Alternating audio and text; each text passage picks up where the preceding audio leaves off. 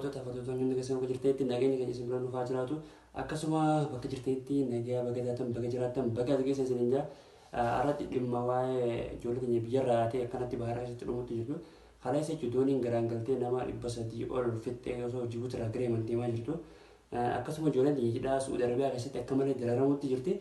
Inshallah nuti rabbi qabna malee nuti mootummaas qabaanneetis miti wanni kun nama ajaa'ibsiisa. Kanarraa inni xiqqoo isin dubbachuu fedhee waan kun nama hedduu nama ajaa'ibsiisa. Mee wanfaana turaan gasuu isin hin jennu. Ba'inni silaa ilmaan Oromoodhaa eega dhalatee fi as jittuu jechuudha. Dhalatee lafaa ka'uusi waa'ee baqaatti jirachuu yaadni isaa uumoo baqaarra jira. Takka akka ilmoo namatti miilli lafa gahee qubatee hin teenye jechuudha ilmaan Oromoodhaa. Durirraas garuu amma ta duriin gargarii jechuudha. Mana hamani jiru ni rakkata. Haala jirus ni rakkata jechuudha. Kanarraa mee ati akkam ilaalta akka nama tokkotti? Wanti kun hedduu nama dhibaa uummata keenya guzeeniif ilaallu osooniif biyya alaa Suudii keessatti akkanatti rakkatoo hogguuniif kan biyyarraa ka'aniif deemuu jechuudha.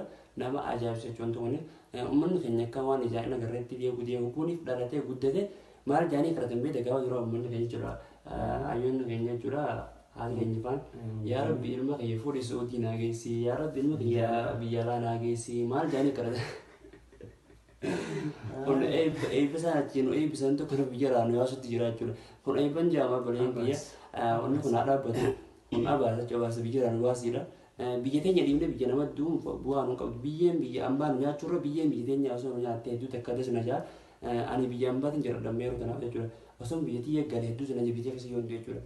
Dhamnee jechuudha deemnee gaaratti galee namni biyya bilisa baasuudhaaf qophaa'a qonna malee biyyarraa baanee fira jijjiiruu jechuun nama biyya fi jijjiireetu nama mootummaan akka qabuutiif jijjiira deemee waan ta'eef yoo mootummaan keenya kabajaa nuuf hin godhin biyyi dambaatillee kabajaa nu godhu jechuudha. Akkasuma yeroo waan kana ilaaluu jechuudha ijoolleen dhibsatti Jibuuti irraa osoo karaa Yemen deemaa jirtutti uummanni Yemen keessa dheengadda akkasitti itti ol naqanii boombii darbanii ibiddaan akkasii guban san osoo arganii hogguun ammallee haareetti karaa Yemen kana deeman kana maaliif akka wanti kun itti hin mul'atu biyyi sun biyya akkasiin taatee namni kun hin argu maaliif deemanidha nama ajaa'ibsa wallaa biyya keessatti jechuudha.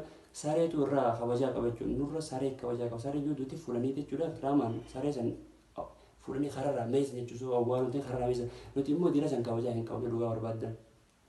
San bira dabarree ogguunii fi waan kana laaluu jechuudha deemnee biyya manidhaa Suudi Arabiyaa keessatti ijoolleen hedduu dararamutti jirti san bira dabarree nuti isirraa karaa Suudii deemuudhaaf niyyaa hin qabnu dhugaa barbaaddan dirqamni yoo nu oofu bicha maal biyya gara baharaan galuutu nutti jabaatee Suudii irraan islaanii galla deemee ture. Laakiin kunummaan hin danda'amu ture. Dhugaadha yeroo mootummoota jechuudha zabana mallas keessa kan hin dhaloonni biyyalleen zabana mallas keessas biyyarraayis bahee harkilleedha jechuudha.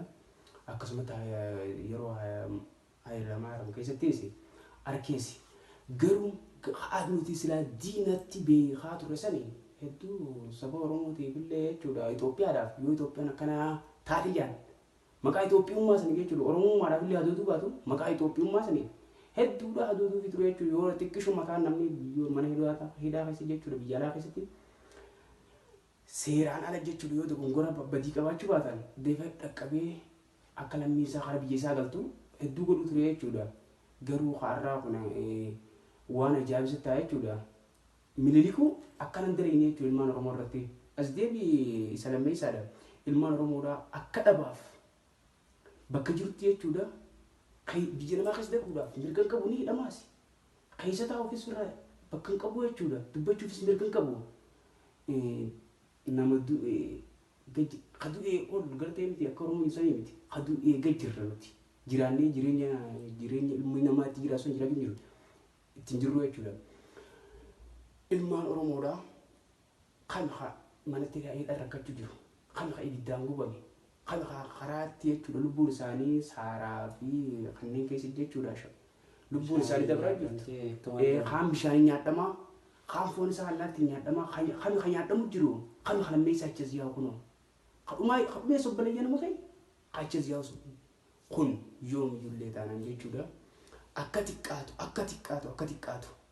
Biyya namaa manattis nama rakkatta. Biyya ta'e firra du'anii beekatti rakkattee yoo duute. Biyyeen biyya namaa si awwaallata. Kabajaa guddoodha. Kabajaadhaan aruuzaa jechuudha du'aa miti aruuzaa. Bishaan nyaachuun jechuudha biyyarraa baatee buleen keessumarraan dhaamsa nuti sitti qabnu jechuudha.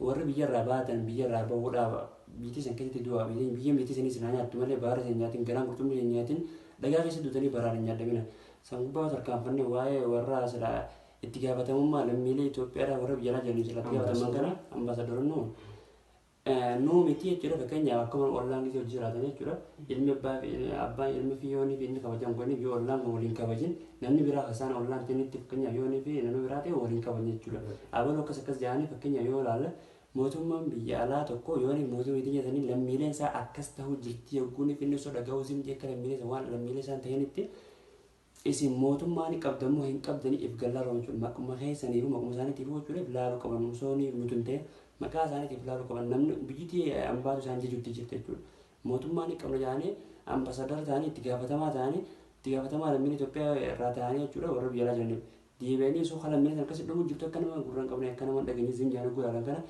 nuu miti jechuudha nuu quufnee beektaa waan itti hodhumee rabbitiitu jira jechuudha saniifuu isaan kun itti deebi'anii ilaaluu qaban. Namni ambaatu isaan jira jechuudha ollaan isaanii jechuudha kanneen biyya alaa isaan jijjiiran lammiileen isaanii akkasii rakkachaa isaan maal akka dalagaa jiran akka nama biyyi isaanii tasgabbeessuu biyya tasgabbeessuu duula filannaa irra jirti maal jedhanii osoo miidiyaa isaanii rabbaanii haasa'uun ta'e lammiileen isaanii hagamta akka dhumu jirti lammiileen isaanii gabra odeeffamuu jirtu ambitii isaan jechuutti jirti jechuudha isaan immoo akka biyyi isaanii nagaa qabdutti haasa'uun namni lammiilee fi kabajaatti godhe sammuu irra kabajaa ifitti godha. Haqarratti yoo deeman bareedu malee akka isaan itti deemaa jiran kanatti akka nama quban qabne akka lammiilee isaanii hin ta'initti hogguunii fi zimjaan deeman kun nama ajaa'ibsiisa jechuudha. Har'a nuti yaadni isin qopheeffannee dhufne jechuudha. Warri biyyarra haa jirtan akka biyyarraan kan dallaalaa sababni akka biyyarraan ba'an. Dhugaa dubbanne warra dallaalaa warri ijoollee biyyarraa baastan jechuudha akka yaada biraatti himtanii isin dhimma Oromoo tokkaaf dhimma malee maallaqaaf jettanii jechuudha.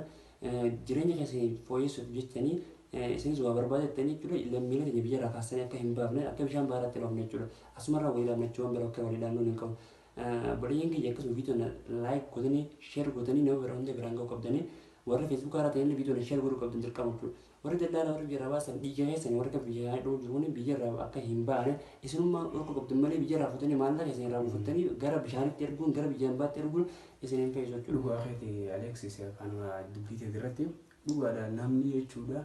Garaa ifiiti jireenya dhuunfaa ifiitiif saba ifii gurguruun jechuudha.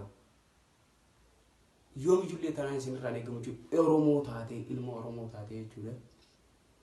Lammii Oromoodhaa akka manaa baaftee maallaqa keetii dantaa garaa keetii jecha akka biyyaan baafne kan inni siidaamu jechuudha. Namni ilmaan Oromoodhaa jechuudha. Biyya jiru barboo biyya jiraate. Ka biyya alaa jiru haati fuutee jecha sargite kunoo akkaataa inni itti jiru beektaa. Ummata nagaa jechuudha akka waan karaan nagaa karaan suujiidhaa bareedaadha biyyi yaman bareedduudha biyyi maarree bareedduudha kayattee nama manaa baaftu obboleessa kiyya kaya rabbii suusa sodaattee gartee miti dhaabuu qabda irbuun Oromoota sanis si qabdiiti dhaabbachuu qabdi mataa keetiif osoo ta'in dhalateetiif yaadu qabdaa jechuudha kanaafuu hin baasinaa ilmaan Oromoodhaa akkaataa isaan itti jiran nyaataa dhugaatii malee mana hidhaa keessa jechuudha akka kaartoonatti obboleeyyan kiyya gataramaa jiraniiti akka nama kushaashaa jechuudha. Haayilaandii bishaan irraa dhuganii darbanii gartee miti ilmaan Oromoo akkas ta'aa jiraate. Kadu'e alabbaasaa jiraa ol naqaa kadu'e alabbaasaa. Oo biyyitti nama akkana hin jirti jechuudha. Kanaafuu akkam baafne kan siidaamu jechuudha. Namni jireenya biyya Yemen tana qabu dhufee harkanii bareedduudha. Garuu akkaataa nuti Yemen keessatti ilmaan Oromootti jiran kana yoo irraa dubbatan waan dubbatamee dhumate akkaataa jireenya ijoollee suudiitti jiraatti yoo ilaalan waan dubbatanii dhumuuti. Bakki isaan bulaa jiran gonti jechuudha gartanii ditti wata dachaa keessa bulu jiranii takka mana keessa bulanii hin beekan maaliif edda dhufanii manaan fuudhamoo yoo fuudhillee biyyeen nun galchanii hidhaa keessa mata meeqatti teenya akkasitti warra jaanii dachii wata dachaa keessa bulan jechuudha dachaa keessa illee qabaniitu baasan jechuudha kan jechuudha waan meeq sanduuqa keessa fuudhan hedduu jechuudha waan nama ajaa'ibsiisaa jechuudha samira dura ijoollee Yemen keessatti kenna maalqaa hidhatti guramu jechuudha hidha keessatti gurama maallaqaa jechuudha dachaa gara maallaqa Itoophiyaa kuma kudha takka kudha lamatti Mokorashin gadi deematti irraa buusanii jechuudha. Kaanuu dirqamaan karaa daangaadhaa. Yeroo ati maallaqa baatee guyyaa sadii bultuu mana dhageetti kafalattee deemta jechuudha. Gara maallaqa Mokorashin Itoophiyaa uma deemte jechuudha. Kunuun akkasuma suudiitti illee warri galuu barbaadu riyaala suudii 1,500 2,000 kafalee.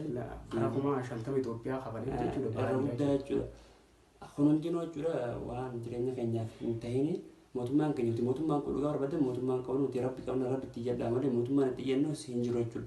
Akka sagalee waliif taanu dhalaaleen keessaa dhalaaleen keenya warri manneedhaa sadarkaa keessa jiran hedduu rifamutti jiran akka malee jechuudha. warra jechuudha dhalaan waa adda addaatti dhufa waan sun hundaafuu raawwu uffata dhabanii waamota akka dhabanii akka isaan jiran wallahi isaaniif rabbi bicha beeka. Akkaataa nuti irraa haasa'uu jechuudha akkas qabatamaa hin dandeenye jechuudha akka isaatti jiran rabbumaa beeka jechuudha. Laakiin namni hidhamee beeka hundinuu takka takka inni beeka akkaataatti waan san jiru. Hidhaan illee wal caalti. Hidhaan wal caalti hidhaan. Akka ammaa kana hin jirtu jechuudha. Uummanni keenya jechuudha akka tolfamaa jiru kana namni argee hin dubbatu wallahi. Garuu sanuma waan ta'eef uummanni keenya warra biyyarraa nama baastan adaraa ni gahaadhaa nama biyyarraa. Nuti wanni garaan nyaata jechuudha. Nama biyyarraa nama baasu kun ajaa'iba nuti ta'uu jira jechuudha. Gammaatti biyyarraa nama baasuun kun obboleeyyan keessa dhaabaa ifirra dhaabaa. Dhaabu. Sanii fudhaan keenya sumarratti dhaabbatu warraan tanaa akkuma nuti waan qaammoon jiruutu nu dubbise malee warraan tanaa beekumsa qabaannee siyaasa keessa seenuuf sun ta'in dhimma lammiilee keenya nu dubbise. Viidiyoo kana nama hundi biraan gaa subscribe godhu like share godhu jedhan nu jajjabeessa saniin jenna. YouTube keenya kana jechuudha warra subscribe godhin maatii keenya nu taasisan jenna chaanaa keenya kana warra yaadatan jechuudha. Akkasuma warri feesbuukaas peejii keenya kana laayik gootanii filaayik gootanii jajjabeessa saniin jenna viidiyoo kana immoo uummata hundi biraan nu gaa akka uummanni keenya lammiilee keenya tanaaf dhaaban jechuudha warra dallaalaa biraan. Artistii Magarsaa Waaqeetti wallee xiqqoota kan qopheeffadhee kabajaa wallee jechuudha waa'ee dhimma ijoollee biyyarraa bahaa jiru biyya baqaa irratti jechuudha. Mee waan manni ijoo waliin dhaggeeffannaa mee Magarsaa. Dhugaadha beekattee silaa maqaa aartummaa san ni ilaali malee artummaa keessaa jechiseen dhugaadha waa'ee baqaa kanarratti hanga tokko artiin kun maqaa guddaadha beektaa? Maqaa guddaadha. Akka Caalaa Beesaa akka Galaanaa Gaaromsaa hedduu jira akka Ali Birraa fa'aa. Yaadaanis seeni malee qaamaan seeni beekatte yaadaan nama seeni yaadaan seeniitiin jira. Akkasumatti wallee waa'ee baqaa kanarratti yoo rabbi biraan taate inshaallah galma namaa hangaa. Numa deemnaa malee hin beeknu akka deemnu eessa dhalanne lafaanus lammiitoo yanni keenya deemsa addunyaarra wal keenye akka waan qilleensa lammiitoo rakkina nu yaasa addunyaarra wal keenye akka waan qilleensa lammiitoo jireenya dadhabne biyya teenyaa baane. Rakina bakanne rakkanne numa jalaa deemti waanu jalaa nafne akka waan rakkinnis rakkate nu wajjin bakate nama jechisiisa laallu waa'een isaa akka waan isa taa'e qoonni keenya isaa. Rakinni waldaaba keenya namaan adda numatu rakkata bakka dhaynee hunda bara dhufaa dabra gaaddinee hirarra bara dhufaa dabra gaaddinee hirarra mootootiin isaa kanaati. Inshaallah guutuu isaa qabadheetiin isin dhiyoo guutuu qabatte hawaasatti achi bahuun qabaatee gaba birattis jechuudha. Maal takka taniin isin dhaamu Oromoo. Yoom ijoollee taanaan alagaan siree qaraati jechuudha.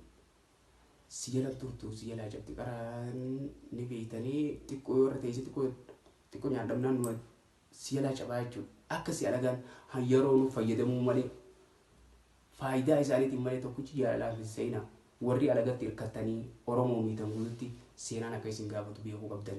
Warri duraan keessa jirtanis if keessaa deebi'aa alagaa siree qaraatii turtuu nama siyala jabti hanga yeroo malee booda dirree si dhiibte. If eeggannoo guddisaa Oromoo warri alagatti hirkattanii saba Oromoo miidhan dhaabbadha.